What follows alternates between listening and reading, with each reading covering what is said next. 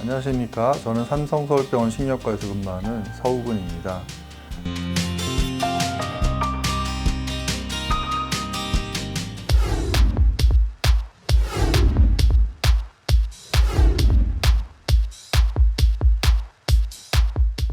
많은 분들께서 갑작스럽게 내가 혹은 우리 가족이 뇌졸중이 의심되는 증상이 생겼을 때 어떻게 행동하면 좋은지에 대해서 질문을 하십니다.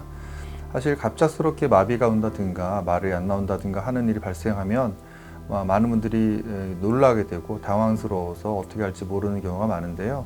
이럴 때 어떻게 행동해야 되는지에 대해서 간략하게 말씀을 드리도록 하겠습니다. 통상적으로 잘못하고 있는 것들을 보면 환자를 주무른다든가 물을 마시게 한다든가 등등을 해서 환자를 일단 깨워보려고 하시거나 아니면 시간을 지체하는 경우가 많은데요.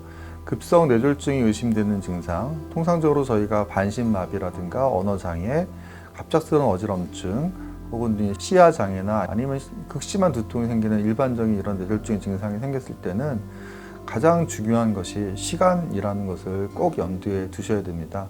가능한 한 빨리 치료가 가능한 병원으로 환자를 이송하여 안전하게 치료하는 것이 무엇보다 가장 중요하다는 것을 꼭 염두에 두셔야 될 것 같고요. 또 안타깝게도 이런 급성 뇌경색이 진짜로 발생했다고 한다면 여러분들께서 집에서 환자를 위해서 해주실 수 있는 일은 거의 없습니다. 그렇기 때문에 일단 의심되는 증상이 생겼고 환자가 움직일 수 없는 상황이라면 빨리 119를 통해서 환자를 이송할 수 있도록 연락을 하는 게 가장 급선무입니다. 그러면 어느 병원으로 환자를 먼저 이송하는 것이냐에 대해서 궁금해 하실 텐데, 간혹 이런 심한 급성 증상이 아니라 애매한 증상이 있거나 아니면 이제 뇌졸중이 아닌지 긴지 아닌지 잘 모르는 이런 상황들이 있을 때는 이제 직접 찾아가길 원하시는 분들도 많은데요.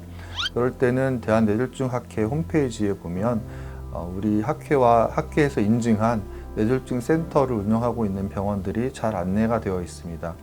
여러분들께서 급성 뇌졸중이 의심되거나 아니면 가족 중에 그런 분이 계시는 경우는 본인이 자차로 이동하시는 것보다는 119를 통해서 환자를 모시고 가는 것이 훨씬 더 안전하고 효과적인 방법입니다. 그렇기 때문에 119에 연락을 하셔서 인근에 치료가 가능한 병원으로 빠르게 이송하는 것이 가장 효과적인 방법이 되겠고요. 가장 중요한 것은 시간이라는 것을 항상 염두에 두시고 최대한 빨리 병원에 모시고 갈 수 있도록 하시는 것이 중요합니다. 이런 경우를 제외하고 간혹 증상이 가볍거나 애매한 경우에 이제 본인이 이제 병원을 찾아서 증상에 대한 검진을 받기 원하시는 경우가 있는데요.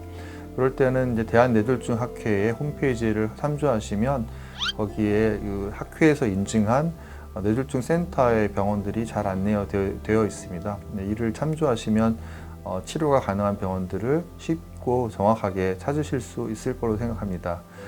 말씀드렸던 것처럼 급성 뇌졸중 환자의 치료에 있어서 가장 중요한 것은 시간입니다. 그렇기 때문에 뇌졸중이 생겼거나 주변에 뇌졸중이 생긴 것이 의심되는 환자가 있을 때는 가능한 한 빨리 병원에 모시고 갈 수 있도록 하는 것이 가장 중요하다는 것을 명심하시고 그 일을 통해서 잘 치료를 받으실 수 있기를 기대하겠습니다. 감사합니다.